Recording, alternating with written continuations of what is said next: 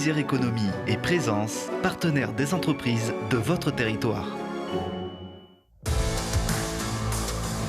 Acteur et partenaire de l'économie régionale, la Caisse d'épargne Rhône-Alpes vous présente Alpes Décideurs.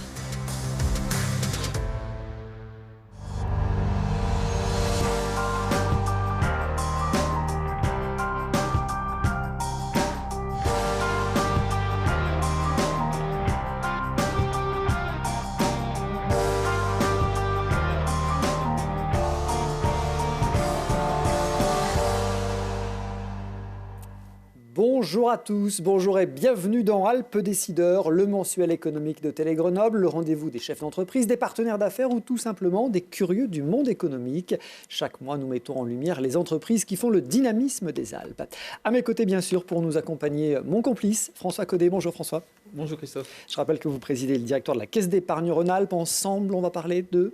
Alors, on va parler des bourses en 2023 et puis on parlera ensuite de la COP. Ce sera la question de l'internaute. Dans cette émission également, retour sur la nuit de l'économie. Comme chaque année, la CCI a décerné ses trophées présence. L'occasion de faire le point avec le président, Pierre Streff, sur le palmarès, mais aussi sur la conjoncture. Elle profite ici de la force d'un écosystème soudé, un écosystème puissant au service de l'innovation. Celle-là même qui sera au cœur du futur festival Tech Fest. Les organisateurs nous en diront plus sur cette première édition du festival. Et puis évidemment, le leader de l'année sera avec nous, le groupe ECM, champion à l'export. Il est spécialisé dans la production de fours pour l'industrie. Sa technologie de cémentation basse pression en fait le numéro 1 au monde et il est basé ici en Isère. Tout comme d'ailleurs un autre grand leader qui fait la fierté des Alpes, Poma et sa filiale Sigma, qui seront au cœur de notre reportage Innovation.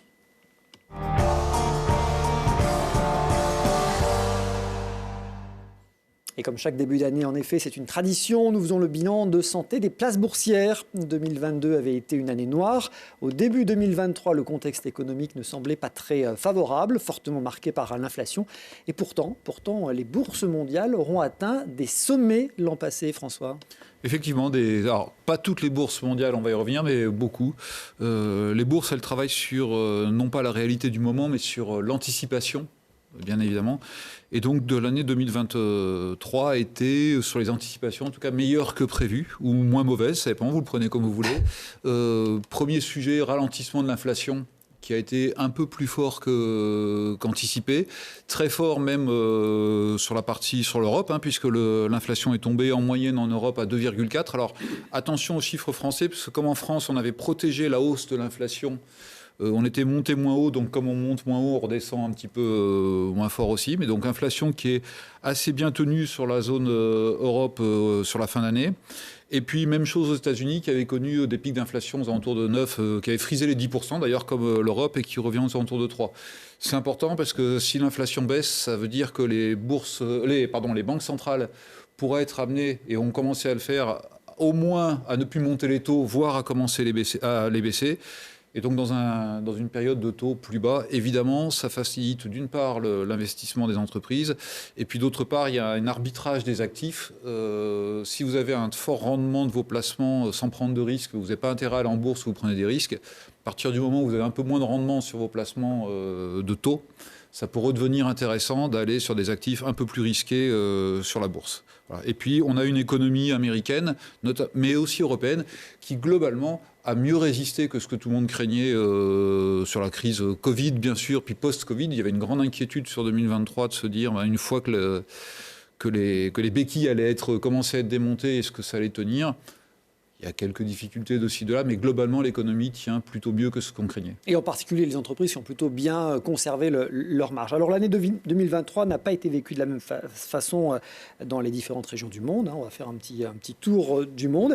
Sur les marchés actions, est-ce qu'on peut déjà décrypter certains indices internationaux ? Alors, tour du monde en quelques minutes. Oui, marché actions, si on prend le plus gros marché américain, c'est-à-dire le S&P 500, qui regroupe vraiment les 30 grandes entreprises, plus 24% sur l'année, tiré par la tech. On parlait, vous savez, des GAFAM, et puis maintenant on parle des 7 magnifiques, qui, elles, ont fait des performances. Alors les 7 magnifiques, Google, Amazon, Facebook, Apple, Microsoft, ça c'était les GAFAM un peu historiques. Et on y a rajouté Tesla, qui est rentré maintenant, et depuis quelques années, Tesla a des résultats. Et puis Nvidia, qui est le fabricant de puces électroniques, qui bénéficie à fond de l'essor de l'intelligence artificielle, de l'IA, qui est extrêmement consommateur de puissance de calcul. Juste pour situer quand même les chiffres, Nvidia, donc c'est pas grand public, mais enfin on est très nombreux quand même à utiliser les produits dans nos outils. Ça vaut aujourd'hui en bourse un peu plus d'1 milliard de dollars. Et puis Apple, pour se le rappeler, c'est 3 milliards de dollars. 3 milliards de dollars, c'est pratiquement la capitalisation totale de la bourse de Paris. Oui. Donc ça veut dire qu'en bourse, en bourse, Apple vaut autant que toute la bourse de Paris. Donc ça a donné des élans énormes sur le marché américain. D'autres indices aux États-Unis? Alors, aux États-Unis, c'est le Nasdaq, forcément, oui, qui a fait une très très belle année, qui s'est envolé de 43%. Puis Nvidia, donc, que j'ai cité, 240%. Donc là, on est belle illustration, dans des illustrations assez remarquables. Oui. La zone euro? Alors la zone euro, grosso modo, suivant les pays, une progression entre 15 et 20%. À peu près. Le CAC 40 fait 17%. Le CAC 40, il est un petit peu dopé par le secteur du luxe qui s'est bien tenu. Si on regarde le SBF 120 qui est un peu plus large, donc qui, à mon sens, reflète mieux une économie un peu plus large, il gagne 15%. Donc c'est une belle performance. On a eu des gains aussi assez forts à Milan et Francfort, qui sont les deux autres grandes bourses, à 20 et 18%. Il y a un retrait, ou une moindre progression, on va le dire comme ça, un peu moins de 4% à Londres, où on sait que Londres est un peu englué dans une sortie ou dans une rentrée dans le Brexit, qui est quand même très compliquée économiquement. Donc l'économie britannique souffre un peu et ça se retrouve aussi là. Et puis le fait d'être sorti et d'avoir perdu le passeport européen, c'est un peu technique, mais fait que certains investisseurs maintenant hésitent à aller investir sur la bourse de Londres. Donc il y a des flux qui se sont déportés sur les bourses européennes et américaines notamment. La bourse de Paris, par exemple? Alors la bourse de Paris, elle, plus 15% sur le SBF 120. Et puis on a accueilli effectivement, mais Francfort et Milan aussi. Et oui. Il y a eu des investissements qui étaient fléchés sur Londres, qui petit à petit se sont déportés sur d'autres pays de la zone euro. En Asie? Alors en Asie, très très partagé. Il y a deux zones. Il y a le monde chinois. Alors ça va pas faire plaisir à tout le monde, mais on va mettre Hong Kong aussi dans ce monde-là. Alors c'est un grand débat et je pense que c'est pas le sujet d'aujourd'hui parce que voilà. Chine, Hong Kong, moins 12 et moins 14% respectivement. Plusieurs sujets. Ralentissement de l'économie, ralentissement de l'économie chinoise, ralentissement des perspectives de croissance. J'insiste toujours, la bourse, les gens investissent en bourse non pas sur la valeur du moment de l'entreprise, mais sur les perspectives. Donc si les perspectives qui étaient excellentes deviennent que moyennes, c'est une dégradation de la perspective. Donc il y a, on sait qu'il y a plusieurs sujets en Chine. Il y a les sujets géopolitiques. On a eu récemment les chiffres. Le commerce extérieur chinois, par exemple, avec les États-Unis, a baissé pour la première fois. Donc il y a des sujets de géopolitique. Alors, ils ont développé leur commerce extérieur vers la Russie, mais je ne suis pas sûr que le développement économique avec la Russie compense avec le reste du monde. Il y a un sujet d'immobilier très fort en Chine qui représente 70% à peu près du patrimoine des Chinois. Et quand votre patrimoine baisse, même si vos revenus ne baissent pas, mais il y a un effet de richesse, vous avez un sentiment d'appauvrissement qui fait que vous consommez moins. Et la consommation intérieure est le grand moteur de l'économie chinoise. On pense toujours que la Chine se développe qu'à l'export, mais non, c'est avant tout une économie intérieure et domestique, mais enfin intérieure en Chine, c'est voilà. Quelques habitants. Ça aussi, ça a ralenti. Et puis une sortie de Covid qui est extrêmement compliquée en Chine. Donc ce contexte géopolitique Covid a ralenti ou a moins de progression en Chine. Par contre, le Japon, avec probablement un déport d'investissement asiatique vers le Japon, se porte bien. Et puis, on a une bourse qui émerge de plus en plus, qui est un marché d'ailleurs qui émerge de plus en plus, depuis le temps qu'on le dit, c'est l'Inde. Avec les indicateurs de bourse, alors c'est un indice qui s'appelle le Nifty, en Inde, qui a fait une croissance de 20%. Donc, on voit que il y a probablement un transfert dans la zone Asie qu'on voyait comme un grand tout, mais en fait qui, d'un point de vue géopolitique, honnêtement, entre la Chine, l'Inde et puis le Japon, à part que c'est en Asie, ça n'a pas beaucoup de points communs sur le développement. En 2023, un petit regard sur les introductions en bourse? Alors, un peu moins d'introductions en bourse en 2023, donc globalement un peu plus de 1300 introductions. plus 15% aux États-Unis, moins 20% en nombre en Europe et en valeur. Il y a quand même un sujet de corrélation avec, d'une part, les taux d'intérêt et la liquidité. Il y a eu beaucoup de liquidité sur les marchés. Aller en bourse pour une entreprise, il faut que si on peut se financer autrement, s'il n'y a pas de projet de croissance externe significative, c'est pas forcément une fin en soi, c'est pas simple d'aller en bourse. Donc à partir du moment où il y a d'autres alternatives de financement, il y a pas mal d'entreprises aussi qui ont décidé de se financer par de la dette privée, par d'autres vecteurs, dans un contexte où, encore une fois, la liquidité taux, donc monétaire classique, était à des taux tellement bas que ça valait pas forcément le coup d'aller en bourse.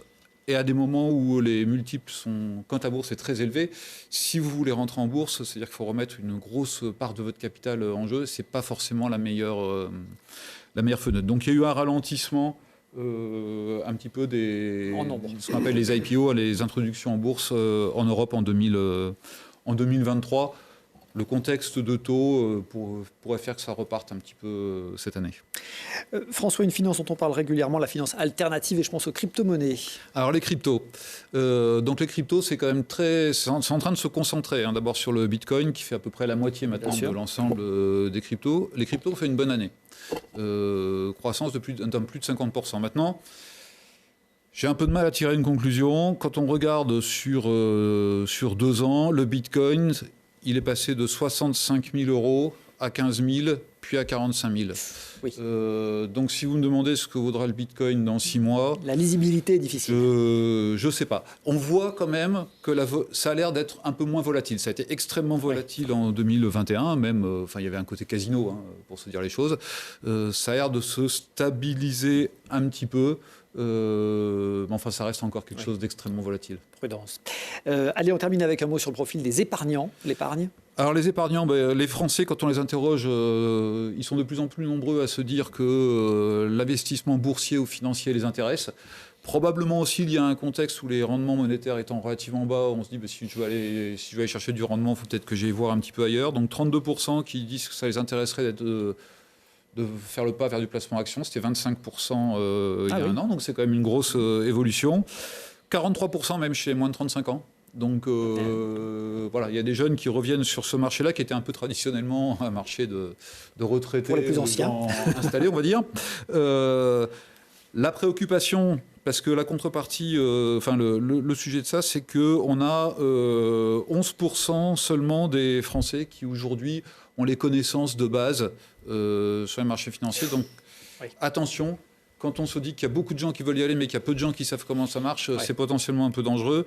Et on le retrouve indirectement. Il y a 59% des Français aujourd'hui qui ne font pas le lien entre rendement, risque et durée du placement.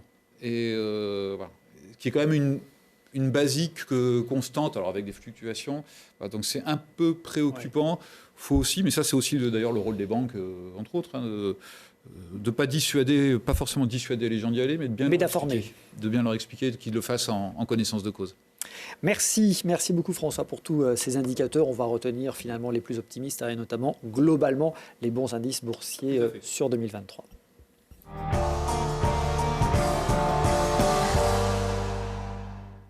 Allez, traditionnel aussi en début d'année, notre retour sur les trophées économiques de présence. Le palmarès établi par le magazine bien connu de la CCI de Grenoble est à la fois un indicateur précieux, mais aussi l'occasion de braquer les projecteurs sur les pépites de notre territoire. Pierre Streff, bonjour. Bonjour. Président de la Chambre de commerce et d'industrie de Grenoble.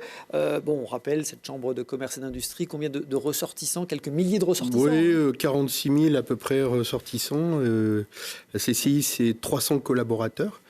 Donc on est sur Rhône-Alpes-Auvergne, la deuxième plus grosse CCI, sur les 17 CCI que comporte le territoire, derrière Lyon, mais qui a aussi Saint-Étienne et Roanne aussi avec eux.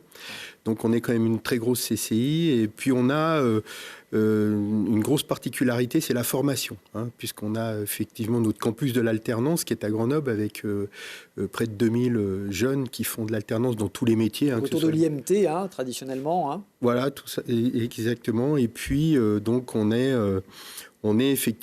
accompagne les entreprises donc de la CCI, de la création jusqu'à la cession de l'entreprise, si les chefs d'entreprise souhaitent aussi la céder.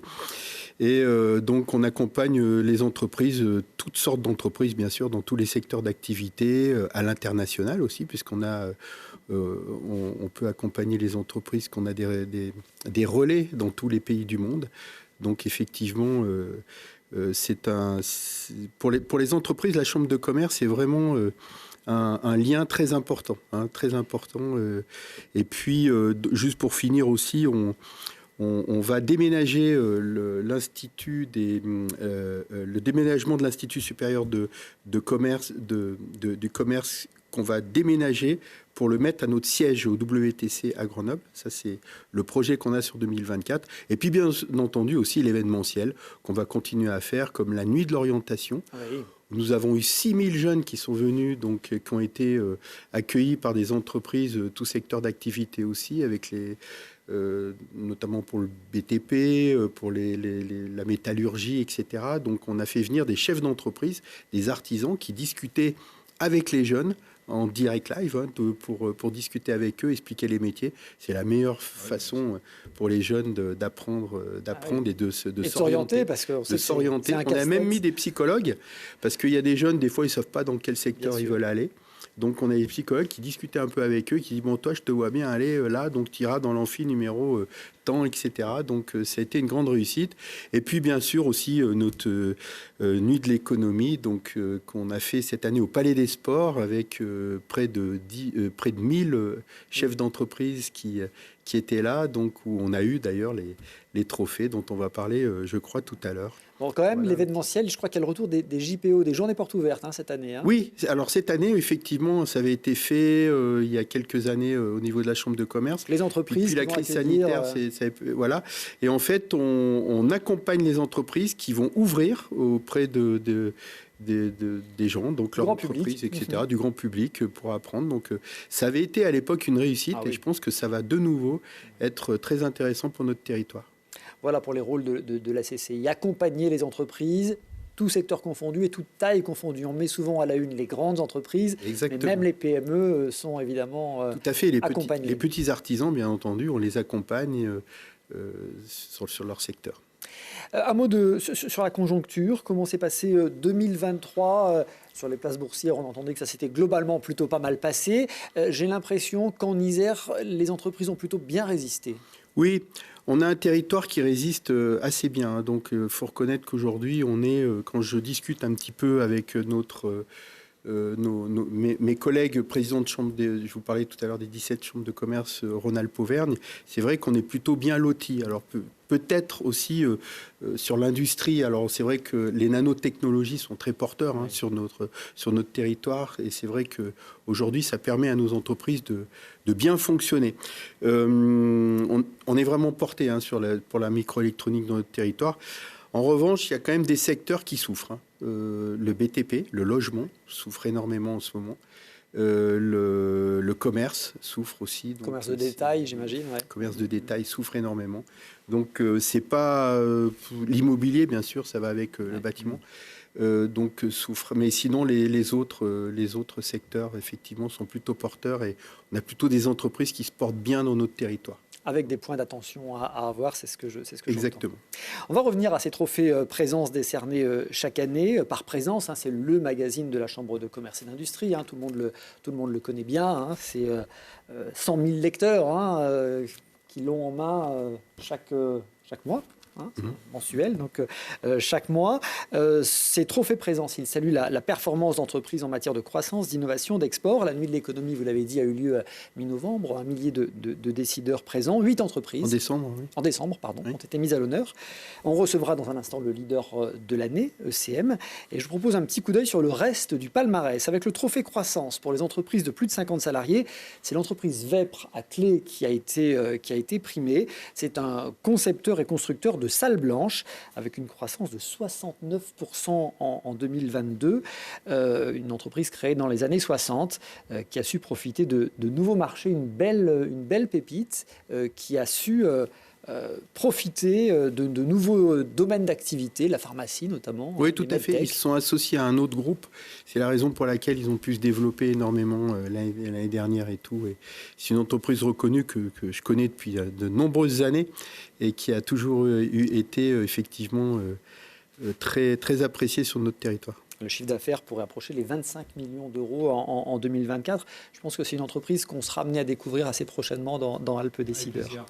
Le trophée croissance pour les entreprises de moins de 50 salariés, c'est Domo Solaris à Villarbonneau qui a été primé, spécialisé dans l'énergie pour la production et l'autoconsommation d'énergie renouvelable.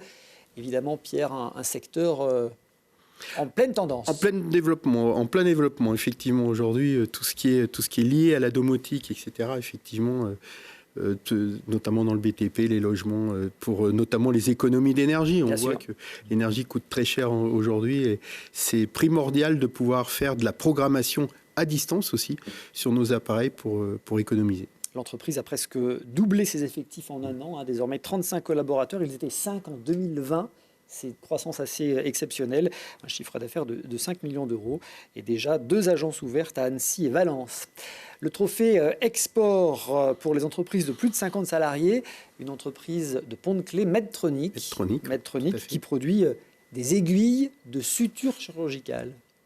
Ça, oui. C'est une belle pépite. Tout à fait, c'est assez impressionnant. On a découvert ça, effectivement. Ça fait vraiment partie... Je reviens quand même sur cette soirée qui est très intéressante parce que beaucoup de chefs d'entreprise sont venus me voir en me disant « mais je ne savais pas qu'il y avait toutes ces entreprises sur notre territoire ». Ça renvoie à votre sujet de journée porte ouverte. Il y a vraiment des choses à découvrir et des métiers incroyables. Tout à fait. C'est incroyable. On ne se rend pas compte. Et c'est vrai que je suis ravi qu'on puisse... Parce que là, c'est le leader, Medtronic, dans ce secteur, mais, enfin, sur les plus de 50 salariés. Mais il y en avait d'autres qui concouraient. Parce qu'il n'y a pas qu'eux, il y en a encore plein qui sont derrière et qui sont des super entreprises. Medtronic, on verra peut-être l'année prochaine. 120 millions d'aiguilles vendues chaque année, avec près d'1 millier de références différentes d'aiguilles, en fonction de ce pourquoi elles sont prévues. C'est assez exceptionnel, 200 personnes, chiffre d'affaires de 20 millions d'euros. Le trophée export pour les entreprises de moins de 50 salariés est allé à une entreprise qu'on connaît bien, qu'on a déjà présentée sur ce plateau, Airstar, tout à fait, à Champré-Frouge. Les ballons éclairants. Voilà. Belle aventure familiale qui emploie une cinquantaine de personnes, 13 millions d'euros de chiffre d'affaires et qui a réussi à bien revenir après la crise Covid et les confinements, qui a réussi notamment à mettre au point une nouvelle technologie. Elle a profité du confinement pour investir dans l'innovation et pour revenir avec une nouvelle technologie. Et on les a vus sur des événements mondiaux, puisqu'on dans tous les coins du monde, ils ont été sur des grandes manifestations où ils ont mis leurs ballons. Et ça fait plaisir de voir des entreprises grenobloises à l'autre bout du monde, sur tous les plateaux de cinéma. Exactement. Entreprise et société, c'est le trophée suivant. C'est l'entreprise Finoptime à Fontaine qui a été primée. Alors eux, ils font des appareils de chauffage à bois haut de gamme. Tout à fait. Parce que maintenant, il y a des nouvelles réglementations, puisqu'on est obligé d'avoir ce qu'on appelle foyers ouverts donc pour les cheminées, parce que les anciennes cheminées sont plus autorisées.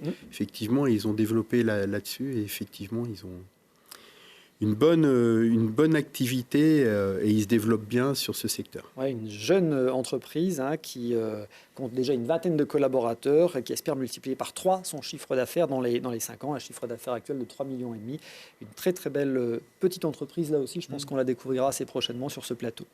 Un trophée qui est une nouveauté cette année, le trophée Sport et Montagne. Tout à fait. Qui est allé, alors je ne sais pas comment on dit, à Y vertical. Voilà, tout à fait. Donc c'est pour tout ce qui est pour le grimper, sur l'escalade. L'escalade, effectivement. Saint-Vincent-de-Mercuse. Tout à fait, une petite entreprise de 25 personnes, enfin une grosse entreprise, fait environ 2,5 millions, 3 millions de chiffre d'affaires, et spécialisée effectivement. Et on a pu rencontrer les dirigeants qui sont hyper motivés et qui font des super produits pour les gens qui aiment ça. Voilà. Des passionnés. Alors, ils ont fait des lunettes d'assurage qui permettent d'éviter la tête quand on grimpe, de lever la tête comme ça sans arrêt. Enfin, c'est là aussi l'innovation assez assez exceptionnel et un marché qui se développe évidemment à l'international. Et enfin, on termine avec le trophée Startup Cobly, qui est la start-up donc de l'année 2023, basée à Grenoble, créée en 2022. Alors, c'est l'ex-Sequence, spécialisée dans le développement de processeurs de calcul quantique. Pierre, je ne vous demanderai pas de nous expliquer l'ordinateur quantique. Mais, oui, voilà. Mais en tout cas, c'est, dit-on, un ordinateur qui est unique au monde. Tout à fait. Georges, vous voulez nous expliquer? Non plus. Hein. Bon, une start-up spécialisée il y a quelques mois avec une levée de fonds importante, 19 millions d'euros pour concevoir ce fameux ordinateur quantique basé sur les technologies et les microélectroniques. Voilà. Et là aussi, c'est une entreprise qui profite de cet écosystème dont on va parler dans un instant, en partenariat avec le CEA et le CNRS. Un très très beau palmarès cette année encore, et vous le disiez Pierre, des entreprises, il y en a à profusion. Tout à fait. Avec cet écosystème, l'Isère, une exceptionnelle terre d'innovation, on le dit souvent ici, c'est précisément d'ailleurs pour célébrer le meilleur de l'innovation qu'a lieu cette année à Grenoble, la première édition Fest & Tech. C'est les 1er et 2 février à Alpexpo. L'idée vient du quotidien régional, le Dauphiné Libéré, et on reçoit Georges Bauzy pour en parler. Bonjour. Bonjour Christophe. Merci Georges d'être avec nous. Merci de nous accueillir. Pourquoi cette idée Tech & Fest ? Pourquoi cette idée ? D'abord, je vais revenir sur ce que vous venez de dire. Vous avez parlé d'écosystème, vous avez parlé de Cobly. Et Maud Vinet est la marraine de l'événement. Donc ça nous permet de bien projeter ce que nous souhaitons faire et ce que nous allons faire. Quelle aventure, mais je vais y revenir. Maud Vinet, c'est Grenoble, c'est le CEA, c'est la recherche, et c'est la recherche appliquée à un ordinateur qu'évidemment, je ne vais pas essayer d'expliquer parce que j'aurai un peu de mal. Un peu compliqué, oui. Ouais, mais elle le fera sans doute beaucoup mieux que moi.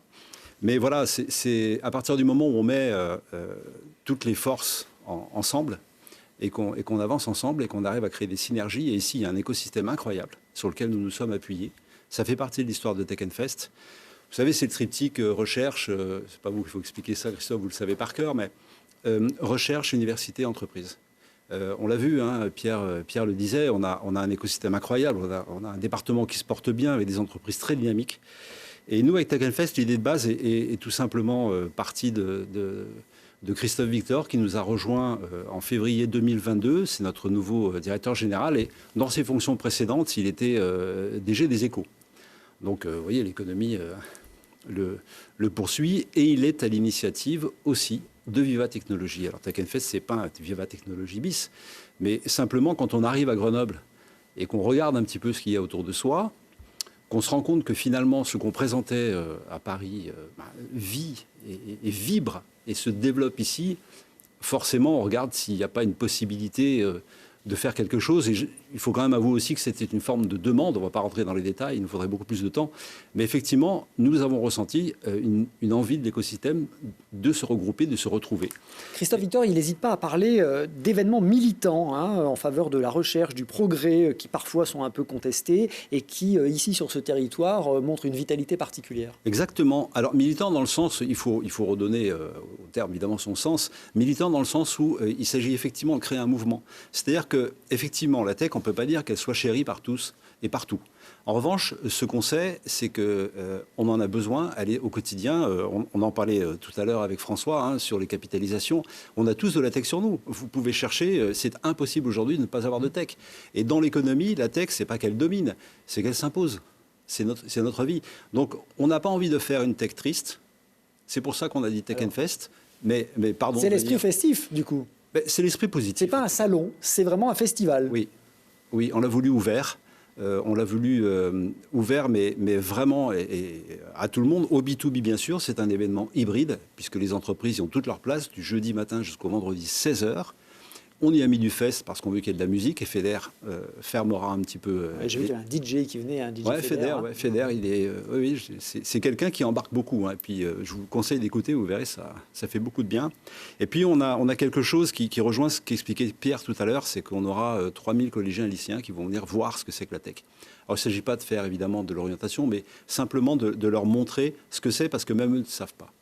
Quand on passe devant les entreprises, on voit des choses assez froides. Et quand on explique que ça va dans les portables, que ça va dans tous les outils, forcément, ça peut-être que ça les incitera à aller vers quelque chose où, franchement, alors la question de l'emploi, elle est vraiment prégnante, mais dans la tech, c'est un vrai sujet. Et je ne vous parle même pas des femmes dans la tech. Parce que là, c'est encore un autre sujet. On le traite à notre manière, on veut en parler. Et effectivement, s'il y a une forme de militantisme, elle est là. C'est-à-dire qu'on veut... si vous voulez, Tech and Fest, c'est aussi sérieux que la tech, mais aussi fun qu'un festival. On peut parler de choses sérieuses sans être forcément dans l'angoisse, quoi. Alors, il y aura des tables rondes, il y aura des masterclass, Oui. il y aura des ateliers et il y aura des rencontres avec des témoignages de personnalités. Quelques noms? Maud Vinet, je l'ai dit tout à l'heure, forcément, marraine, et je la remercie. Julie Galland, alors Julie Galland, c'est la directrice de la recherche scientifique du CEA. Maya Noël, c'est France Digital. Alors, forcément, on est très business, hein, vous ne nous en voudrez pas. Nicolas Dufourc, patron de la BPI quand même. Bruno Bonnel pour France 2030, parce qu'il y a des entreprises, il faut qu'elles se projettent. On parlait, encore une fois, François, de financement, c'est important. Antoine Petit, CNRS. Je m'arrête une seconde parce que Tech and Fest va réunir l'UGA, INP-UGA, donc les universités, le CNRS, l'INRIA, des représentants du CERN. C'est-à-dire que vraiment, cette partie recherche et université, pardon d'être un peu sérieux cette fois, mais c'est comme ça qu'on est construit, c'est comme ça que s'est construit l'écosystème, seront réunis. Donc ça nous fait quand même un prisme assez réaliste et des prises de parole, vous imaginez bien, assez intéressantes. Alors, il y aura Hugo Décrypte. Nous sommes des médias, donc c'est important de dire que les nouveaux médias arrivent. Mais surtout, il y aura un moment assez intéressant parce que, et c'est une fierté, Constellium, qui est un de nos partenaires, travaille avec SpaceX. Et Charles Koeman, qui est un vice-président, c'est-à-dire un des adjoints de Elon Musk, sera présent. Et il pourra rencontrer Stéphane Israël, c'est Ariane Espace. Donc on va avoir un moment. Il y aura beaucoup de moments comme ça sur Tech and Fest. Bon, des belles rencontres. Ce sera les 1er et 2 février à Alpexpo. Un rendez-vous qui est, j'imagine, amené à se pérenniser. Oui, pas un one shot. Non, c'est pas possible parce que effectivement, c'est une histoire incroyable. Tous ceux qui organisent des choses, hein, Pierre, je parle sous votre contrôle. Quand on a créé, quand on l'a fait une première fois, je dis pas qu'on a fait le plus dur, mais il y a tellement d'énergie, tellement d'enthousiasme qu'on peut pas s'arrêter là. Et de toute façon, Tech and Fest n'est pas construit pour un one shot. C'est quelque chose qui doit durer. Il faut l'ancrer, oui. Bien sûr, complètement. Et puis là, la pépinière locale est très riche. Donc, Alors, oui, et je dois dire que c'est sur elle qu'on s'appuie, sur l'écosystème, mais Tech and Fest n'est pas un événement local. C'est-à-dire que la qualité, entre guillemets, intrinsèque, hein, pas leur qualité, sont les meilleurs, mais ceux qui viennent nous voir ne sont pas forcément des locaux. Ils travaillent beaucoup avec des locaux, mais ce qu'il faut comprendre, c'est que les entreprises iséroises dans l'écosystème grenoblois sont des entreprises, pour la plupart, dans ce domaine international.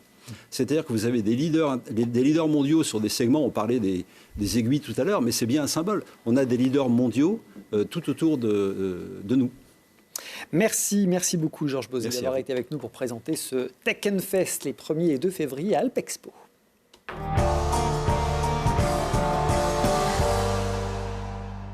Parmi les fleurons de l'industrie iséroise, il y a l'incontournable groupe Poma, leader mondial du transport par câble. Il est présent dans une centaine de pays, acteur majeur de la mobilité du futur.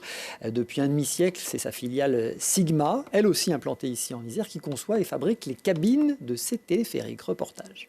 Elle survole les montagnes, les villes et ce, même à l'étranger. Depuis 80 ans, l'entreprise iséroise Poma est spécialisée dans la fabrication de transports par câble, une solution de mobilité qui se veut plus douce et plus durable. En moyenne, l'entreprise peut fabriquer 6 grandes cabines et près de 120 petites par mois. Ici, dans les locaux, on les conçoit, on les fabrique et on les monte.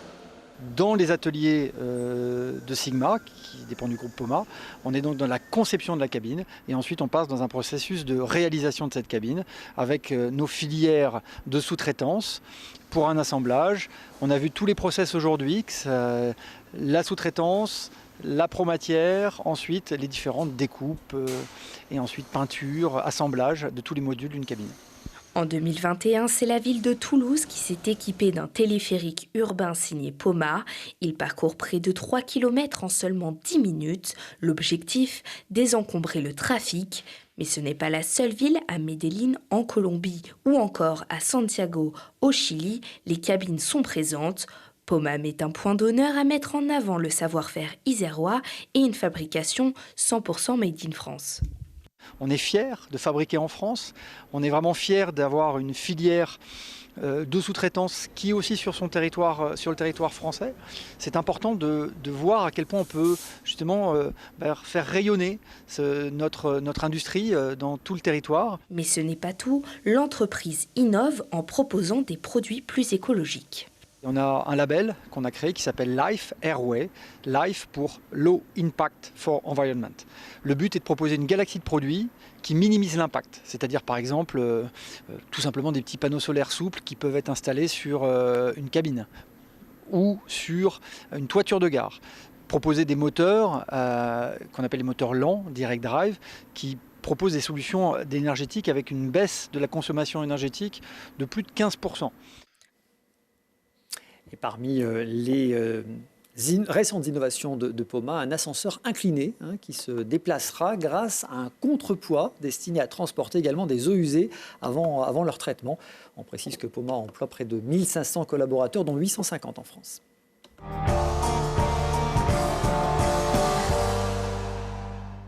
Allez, retour à présent sur les trophées Présence. Le magazine, on le disait, a choisi le leader de l'année 2023, un champion en matière de croissance comme en matière d'export, une entreprise familiale dont les prémices devraient fêter leur centenaire là, cette année, en 2024. Une entreprise familiale, le groupe ECM, leader dans le domaine de la cémentation basse pression. C'est un procédé industriel qui est essentiel, notamment dans l'automobile et l'aéronautique. Pour en parler, je suis très heureux d'accueillir Marlène et Laurent Pellissier. Bonjour. Bonjour. Co-président du groupe ECM. Félicitations d'abord pour ce trophée Présence, leader de l'année. On va revenir sur le cœur de métier d'ECM et ses grands projets. D'abord, des coprésidents. Comment vous partagez les rôles, Marlène ? Alors, on travaille ensemble sur la stratégie. Donc, en toute confiance, en tant que mari et femme, c'est l'avantage. Et ensuite, on le met en œuvre avec les équipes. Alors, Laurent s'occupe plus de tout ce qui est projet externe, on va dire, à l'international ou en France. Il s'occupe de tout ce qui est finance, commercial et technique. Pour ma part, je suis plus sur l'organisation interne et les ressources humaines. Et aussi, je garde le lien avec les collaborateurs en faisant des entretiens tous les 2 ans, parce que pour nous, c'est important de garder cet esprit familial. Et ça passe par une relation directe avec les collaborateurs. Ouais, vous insistez sur cette dimension-là, et même durant la très délicate période Covid, vous vous enorgueillissez de ne pas avoir une séparation de collaborateurs. C'était essentiel. On a continué à travailler pendant la période Covid. Une entreprise importante, vous évoquez ce caractère familial, une entreprise familiale, Laurent, presque 100 ans, une entreprise dont les prémices, je le disais, sont nées dans les années 20. Oui, en effet, c'était une filiale d'un grand groupe qui est Ugine. En fait, Ugine faisait des aciers et il a fallu qu'il développe des fours pour pouvoir traiter les aciers qu'il produisait pour que ceux-ci soient plus efficaces, plus résistants. Donc c'est parti d'abord d'une obligation pour Ugine de développer des équipements parce qu'ils n'existaient pas. Et puis ensuite, cette société a fait son propre chemin. Et mon papa l'a racheté en 1984. Et puis ensuite, elle s'est développée. L'occasion d'ailleurs de rendre un hommage à votre papa, Philippe, qui avait repris cette entreprise dans les années 80. Vous êtes arrivé aux commandes en 2009. Et depuis, on le disait, l'entreprise est en pleine croissance, en méga croissance, on a envie de dire. Alors aujourd'hui, ECM Technologies s'est investi dans un projet de Gigafactory. On va en reparler évidemment. Carbone, spécialisé dans les panneaux photovoltaïques. Je propose de mieux comprendre avec ce reportage et puis on revient sur l'activité du groupe. Voilà un futur four de compétition. C'est une machine qui sert à améliorer, fabriquer ou transformer des matériaux comme l'acier. ECM Technologies, qui fournit ses équipements aux plus grands constructeurs automobiles et est très présente dans l'aéronautique, est leader mondial de la cémentation basse pression. Son atout principal, des fours qui fonctionnent à l'électricité. Le gros du marché du traitement thermique, c'est avec des fours qui vont brûler du gaz pour chauffer les pièces et qui sont sous atmosphère. Donc l'atmosphère, elle est riche en carbone. Plus les pièces elles vont rester longtemps dans le four, plus elles vont se durcir. C'est le principe de la cémentation. Nous, chez ECM, on a une technologie électrique, sous vide, qui nous permet en fait de nous affranchir d'une fourniture de gaz carboné. Et en fait, on va abaisser les émissions de l'ordre de 80%. En faisant ce procédé, on peut bien contrôler la profondeur de la diffusion, de la pénétration de ces atomes à l'intérieur des pièces pour bien avoir un aspect de dureté en surface bien contrôlé, en gardant quand même le cœur du matériau tendre. Donc ça permet de répondre aux besoins spécifiques des clients pour avoir une résistance à la fatigue plus importante. Une solution propre, sans générer de flammes ou de rejets gazeux et qui permet d'intégrer les fours dans les ateliers. Voilà pour ECM Technologies. La partie ECM GreenTech, elle, est spécialisée dans le traitement des cellules photovoltaïques et l'hydrogène. Elle a créé le premier four de cristallisation du silicium. Nous, on fait les équipements qui vont permettre de transformer le caillou de silicium en une plaquette. Et on fabrique également les équipements qui vont faire à ce que cette plaquette de silicium n'est plus ce qu'on appelle semi-conducteur, ça veut dire elle ne conduit pas l'électricité, mais elle va être transformée en une cellule solaire qui va permettre de transformer la lumière en électricité. Le groupe ECM a une très forte portée internationale. Il réalise plus de 85% de son chiffre d'affaires à l'export, mais toute la conception et la production sont basées en France, entre Grenoble et Montpellier.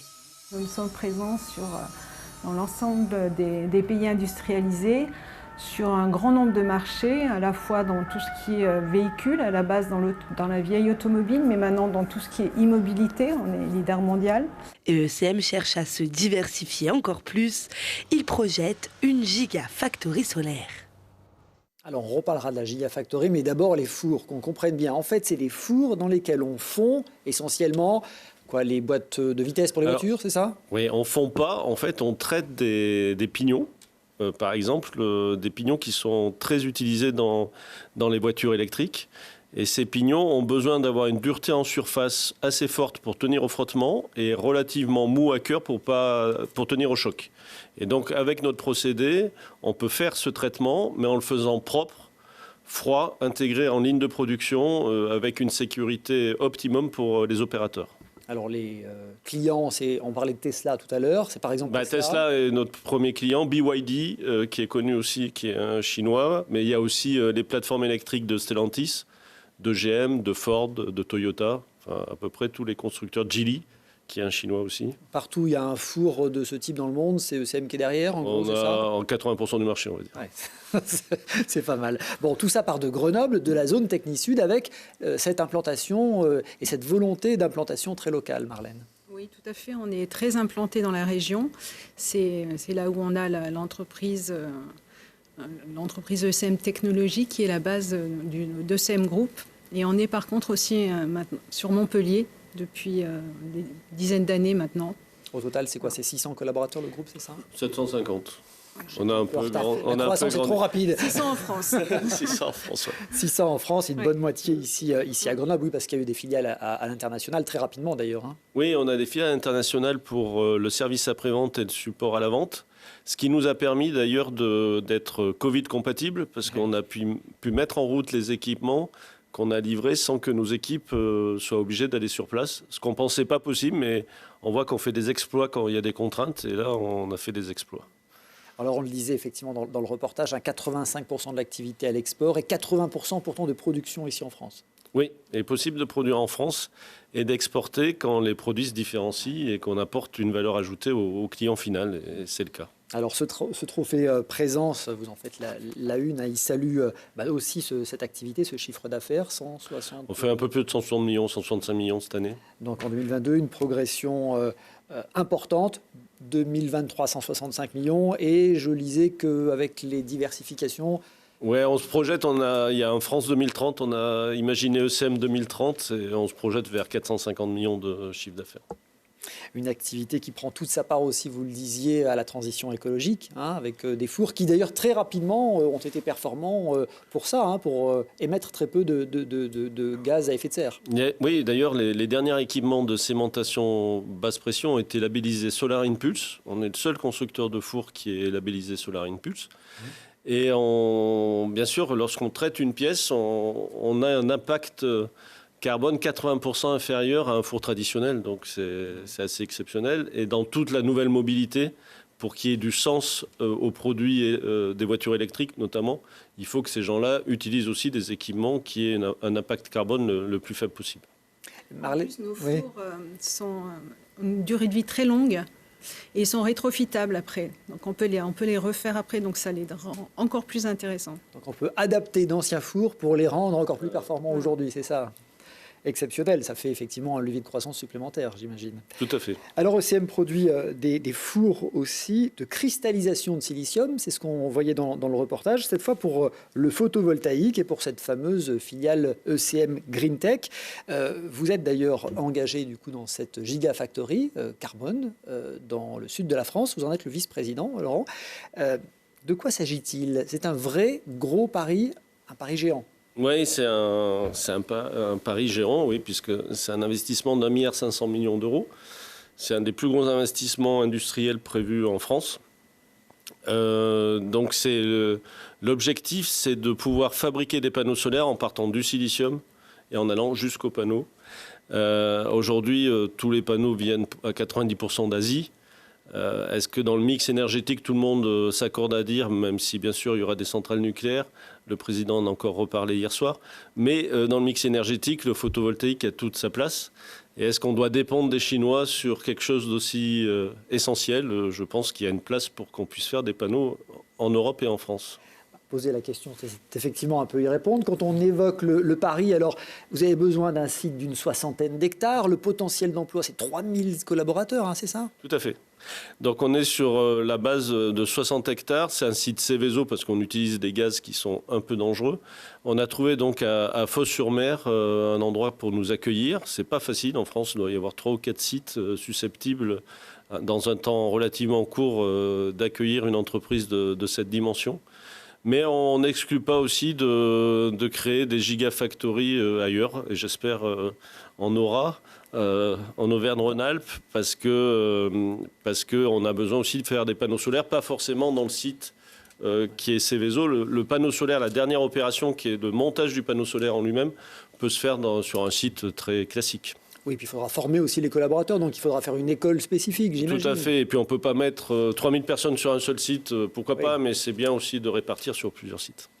Bon, alors là, on en est où? La levée de fonds est bouclée? Non, on est en cours de levée de fonds. Donc elle devrait se faire d'ici la fin du premier semestre de cette année. Et ensuite, en même temps, on est en train de préparer le permis de construire à Fos-sur-Mer. Et on travaille en parallèle sur la création de Carbone Zéro, qui est notre ligne pilote et notre démonstrateur industriel. Bon, première production 2025, d'ici 2 ans? Oui, 2025, on va sortir des panneaux. Bon, et puis on n'oublie pas de préciser quand même que tout ça part de ECM Group, 7 à 10% du chiffre d'affaires investi dans l'innovation. Tout ça part quand même de l'innovation. Hein. Alors, ce que je disais tout à l'heure avec la cémentation basse pression, on peut vendre en Chine, à l'international, que si on se différencie, et on peut se différencier que par l'innovation. Si c'est pour faire la même chose que les autres, malheureusement, les salaires en France sont ce qu'ils sont. Et pour être compétitif, il n'y a que l'innovation qui doit nous permettre de nous différencier. François, une entreprise exceptionnelle. Hein, moi, je trouve que c'est, oui, puis une entreprise qui naît il y a presque 100 ans sur une technologie qui était avancée à l'époque. Et moi, je pense que, il y a quand même quelque chose qu'on voit dans les entreprises. Quand elles grossissent, garder ce mix en fait compliqué entre la puissance liée à la taille et l'agilité et rester up-to-date, même plus que up-to-date, en avance en permanence sur son temps, je pense que c'est un vrai challenge. Donc bravo, puis c'est très enthousiasmant de se dire que, c'est tout le sujet qu'on évoquait aussi tout à l'heure, hein, que c'est probablement par de la tech et par de l'innovation. Si on veut garder un niveau de rémunération, de salaire, de vie élevé en France, et je pense qu'on est tous favorables à ça. La tech et l'évolution. Alors quand en plus c'est la tech green, je pense que là ça coche à peu près toutes les cases. Donc bravo. Bon, Marlène Laurent-Pellissier, merci beaucoup d'avoir été avec nous. Tous nos voeux évidemment de prospérité. Vous restez encore avec nous 1 minute. On va terminer, François, avec la question de l'internaute. Vous savez que vous pouvez poser votre question chaque mois à notre spécialiste, alpedécideur@telegrenoble.net. Et François, cette semaine, Samia veut savoir ce que sont les fameuses COP, ces conférences internationales. On n'est pas loin quand même du sujet. La COP, c'est la conférence des parties, c'est sous l'égide de l'Organisation des Nations Unies. Donc ça a été lancé en 1995 et ça consistait à ce que les plus grands pays, et maintenant pratiquement tous les pays du monde, se réunissent pour réfléchir, travailler, voire prendre des engagements ensemble sur les questions liées au changement climatique et essentiellement d'ailleurs sur un sujet qui est CO2 et gaz à effet de serre.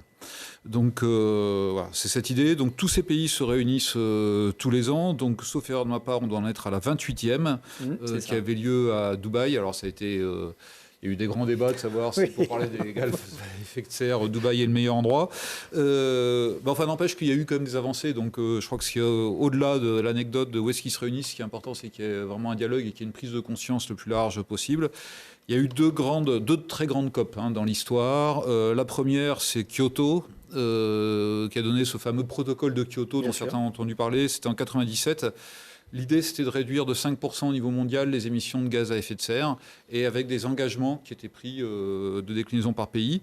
Et puis, il y a eu pas mal de débats, et il y a eu une autre COP très significative qui a donné les accords de Paris. Chez nous, oui. En 2017, qui était cette vision de se dire il faut qu'on réduise les émissions à moins de 2 degrés au-dessus des niveaux pré-industriels. En gros, ça veut dire qu'on regarde la température de la planète en 1850, 1860 à peu près, et on se dit qu'il ne faudrait pas qu'on monte 2 degrés au-dessus. On a déjà consommé quasiment tout. Voilà. Et donc les pays prennent des engagements. Alors, c'est des engagements qui sont rendus publics. Donc ce qui les oblige un petit peu, c'est qu'ils sont rendus publics. Après, il n'y a pas de dispositif coercitif. C'est-à-dire que si les engagements sont non tenus, ils sont non tenus. Voilà, donc suivant les pays, suivant les moments de l'histoire, ça, c'est une vision à long terme, la COP, et on sait aussi que malheureusement, quelquefois, le rythme politique il est plus court-termiste. Mais je crois il n'y avait rien, donc il faut regarder le verre à moitié plein, et qui a tendance à se remplir régulièrement et doucement. Et il y a vraiment, honnêtement, des pays climato-sceptiques aujourd'hui, il n'y en a plus. Donc maintenant, c'est d'accompagner cette transition de façon globale. Voilà pour ces COP. Alors le sigle, c'est conférence des parties. On ne sait pas trop ce que ça veut dire, mais enfin, on retient le COP, COP 21, COP 28. On se parle. Bon, merci beaucoup François, merci pour ces précisions. Si vous aussi, vous voulez interroger notre expert, écrivez-nous alpedécideur@telegrenoble.net. Marlène Laurent, merci encore. Merci François Caudet d'avoir été avec nous. Merci à tous de votre fidélité. Vous pouvez revoir Alpes Décideurs sur notre site internet telegrenoble.net. À très vite.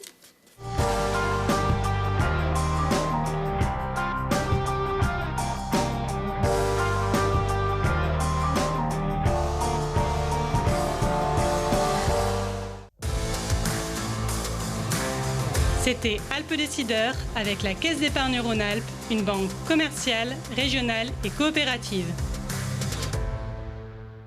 Nord Isère Économie et Présence, partenaires des entreprises de votre territoire.